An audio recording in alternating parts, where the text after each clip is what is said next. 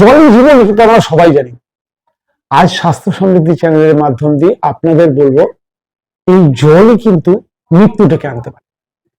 অবাক লাগছে না? হ্যাঁ, ভুল সময়ে জল খেলে এই জলই বিপদ ডেকে আনে। আপনারা একটা প্রবাদ শুনে থাকবেন, ভোজনান্তে বিষম বাড়ি। এর আসল মানেটা দাঁড়ালো, ভোজনের পর অর্থাৎ খাবার খাওয়ার পর জল খাওয়া বিষ সম বাড়ি, অর্থাৎ জলটা বিষের সমান কাজ করে। তাহলে আমরা কিন্তু প্রায়ই ভুলটা করি, খাওয়ার পরেই ঢক ঢক ঢক ঢক করে জল খেয়ে নিই।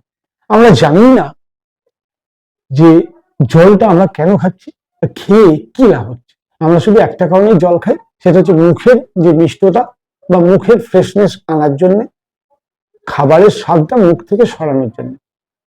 তার জন্য ছিল কুলকুচি করে ফেলে দেয়া, কিন্তু আমরা সেটা করি না, আমরা জল খাই। জল খাওয়া দরকার, অবশ্যই দরকার। জল জীবন, জল ছাড়া আমাদের সার্কুলেটরি সিস্টেম কাজ করবে না। জলের ঘাটতি হলে বহু রোগ হয়, কিন্তু সেই জলই কিন্তু আবার বহু রোগের কারণ হয়ে দাঁড়ায়। কারণ শাস্ত্রে বলা আছে, সমস্ত রোগের মূল কারণ হচ্ছে জঠর অগ্নি শান্ত হয়ে যাওয়া।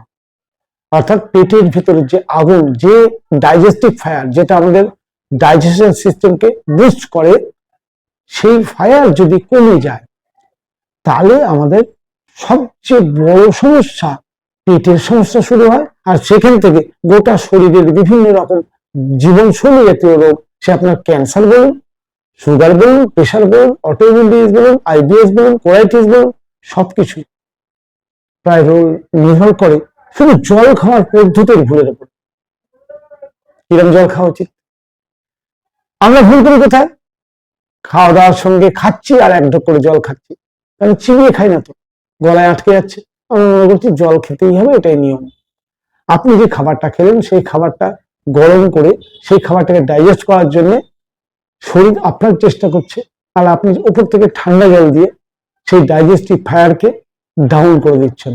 অর্থাৎ আপনি নিজের হাতে করে ডাইজেস্টিভ সিস্টেমকে খারাপ করছেন।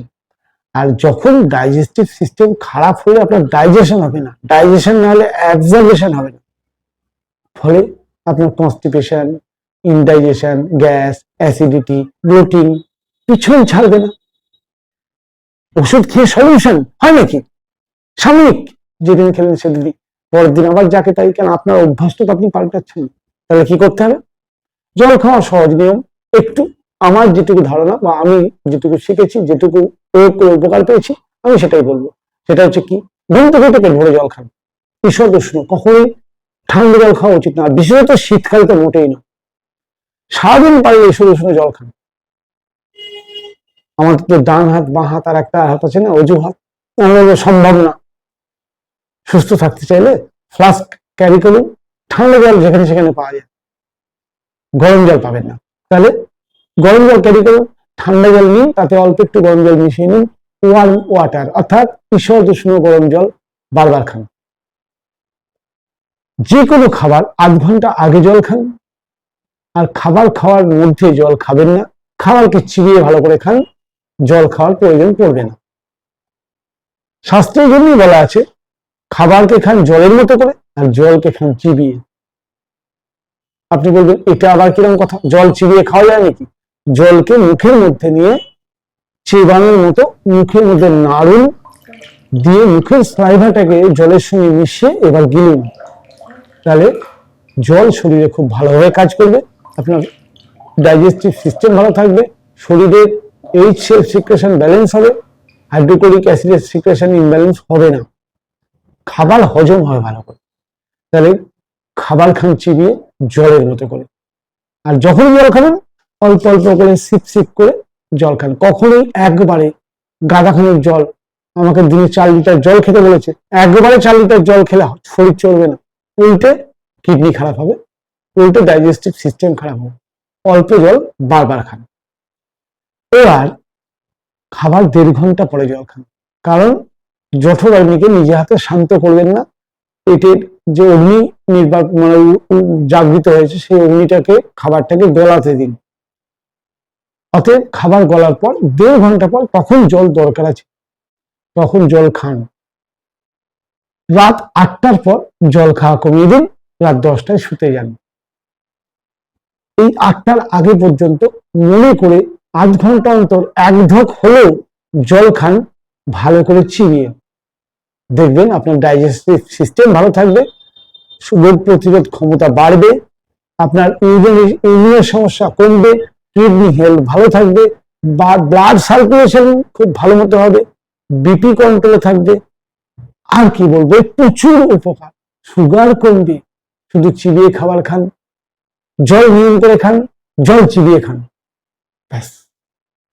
তাহলে জল যে বিপদ দিকে আনতে পারে সেটা একটা ছোট্ট ব্যাপার নিশ্চয়ই বোঝাতে পারলাম, যে আপনি খাওয়ার সঙ্গে জল বা খাওয়ার পরে জল খেয়ে ডাইজেস্টিভ সিস্টেমকে নষ্ট করছেন, এবং সেই ফলে কি হচ্ছে, সারা দিনের আপনার টোটাল সিস্টেমটার কাছে এই খাবারটা বোঝা হয়ে দাঁড়াচ্ছে, হজম ঠিক মতো হচ্ছে না, হজম না হলে অ্যাবজর্বেশন হচ্ছে না, একটা একটা করে রোগ বাড়ছে।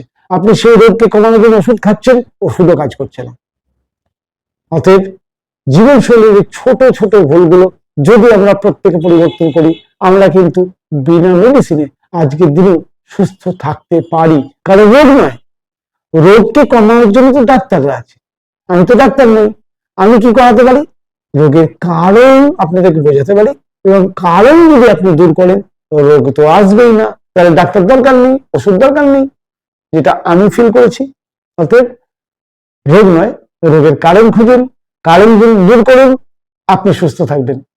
আজকের ভিডিওটা ছিল এইটুকুই। কেমন লাগলো জানাতে ভুলবেন না। যারা নতুন দেখলেন অবশ্যই চ্যানেলটি সাবস্ক্রাইব করে দেবেন, আর যারা বরাবরের জন্য দেখছেন তারা কমেন্ট করে জানাবেন স্বাস্থ্য সমৃদ্ধির কাছ থেকে আপনারা কি উপকার পাচ্ছেন।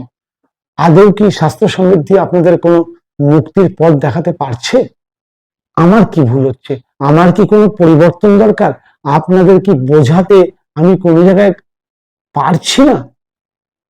যদি পেরে থাকি, যদি ভালো লেগে থাকে কমেন্ট করে জানাবেন। আর প্রত্যেকটা ভিডিওর নিচে জয়েন অপশন আছে, জয়েন অপশনে ক্লিক করে মেম্বারশিপ নিন, আপনি অনেক কিছু বেনিফিট পাবেন। স্ক্রল করে দেখতে পাবেন, ওখানে বিভিন্ন নিয়ম লেখা আছে, direct support, online support, WhatsApp support, অনেক ব্যবস্থা আছে। আপনি মেম্বারশিপ নিন, তাতে আমাদের দুজনের মধ্যে একটা আত্মিক সম্পর্ক তৈরি হবে, যে সম্পর্ক আমাদের আগামী দিনে এগিয়ে যেতে এই পথটাকে আরো সুগম করে দেবে। নমস্কার, আজকে এই পর্যন্তই থাক, আগামী ভিডিওতে আবার দেখা হবে। ততক্ষণের জন্য জল খাওয়ার নিয়মটাকে একটু অ্যাডজাস্ট করার চেষ্টা করুন। হ্যাঁ, প্রথম 7 দিন অভ্যাস নেই, কষ্ট হবে, ধীরে ধীরে অভ্যাস করুন, কিন্তু করুন। শুধু জল খাওয়ার নিয়ম পাল্টে দেখুন, আপনার বহু রোগের হাত থেকে আপনি ধীরে ধীরে মুক্তির দিকে যাবেন।